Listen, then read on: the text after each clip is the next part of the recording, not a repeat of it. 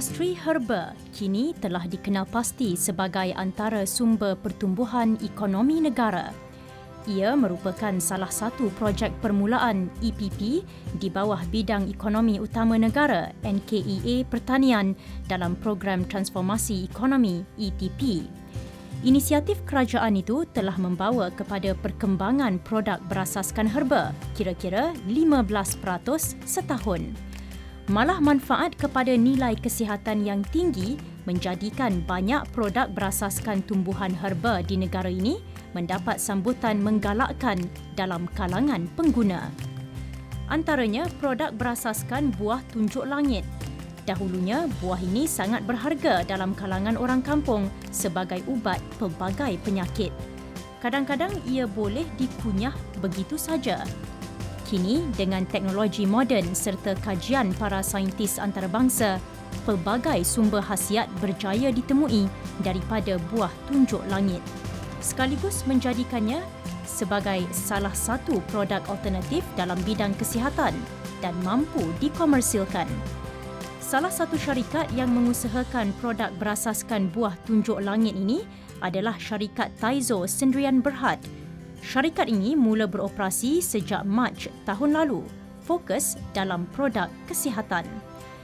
Idea datang daripada dua anak muda, iaitu Dr. Muhammad Faizal Wahidil bersama rakan kongsinya, Tuah Zulkarnain. Produk yang berasaskan herba ni bermula daripada keluarga kami sendirilah, keluarga saya dan keluarga rakan baik saya, di mana ibu kami memang mengidap penyakit kencing manis.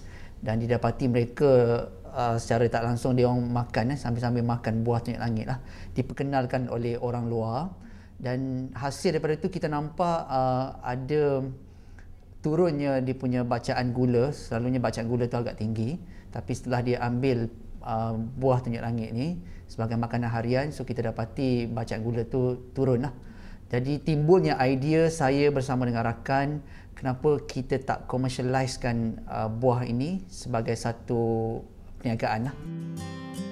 Oleh kerana rasanya yang pahit, syarikat Taizo mengambil inisiatif untuk memasarkan produk berasaskan buah tunjuk langit dalam bentuk minuman dan kapsul. Taizo Sdn Bhd merupakan syarikat yang menerima bimbingan daripada Technology Park Malaysia Corporation Sdn Bhd (TPM) yang berada di bawah Kementerian Sains, Teknologi dan Inovasi Malaysia. Di sinilah dua anak muda ini berganding bahu menghasilkan produk berasaskan buah tunjuk langit yang berkualiti dan menepati cita rasa pengguna. Dengan kecanggihan teknologi terkini, khasiat buah tunjuk langit masih dapat dikekalkan meskipun ia telah diolah dalam bentuk minuman dan kapsul. Jadi apa yang kami buat ialah kami cuba melihat apakah kelainan yang kami boleh tonjolkan daripada syarikat. Yang pertama sekali, mungkin kami menggunakan herba buah tunjuk langit ni bukan daripada yang ekstrak. Kami guna yang original, 100% yang original.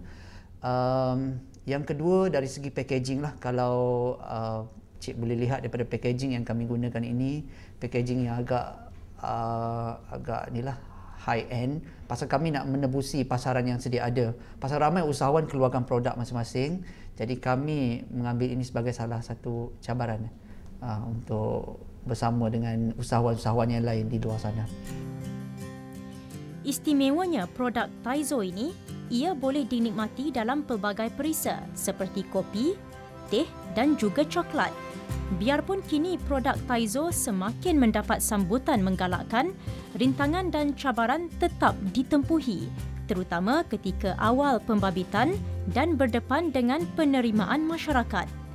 Bagi melebarkan pasaran produk ini, syarikat Taizo Sdn Bhd turut mempromosikannya di karnival dan pameran seperti Karnival Usahawan Desa KUD. Promosi menerusi media cetak dan elektronik juga giat dilakukan bagi meningkatkan kesedaran orang ramai terhadap kebaikan buah tunjuk langit. Perancangan kami sebenarnya bukan sekadar berada di Malaysia saja. Kami bercadang untuk memasarkan produk kami ini sehingga ke luar negara. Kerana kami yakin dengan produk buah tunjuk langit ini, macam ni kita ada kapsul sebenarnya, ianya mampu untuk membantu para pesakit terutamanya yang kencing manis, mengidap darah tinggi, gout. Komitmen dua anak muda ini membuktikan bidang bioteknologi mampu menawarkan potensi besar untuk masyarakat meneroka manfaat ekonomi daripada kepelbagaian herba tempatan dan produk semula jadi yang lain. Ia bukan sahaja memberi impak kepada pasaran produk herba tempatan, malah mendatangkan kebaikan kepada kesihatan masyarakat sekaligus meningkatkan ekonomi usahawan kecil dan sederhana.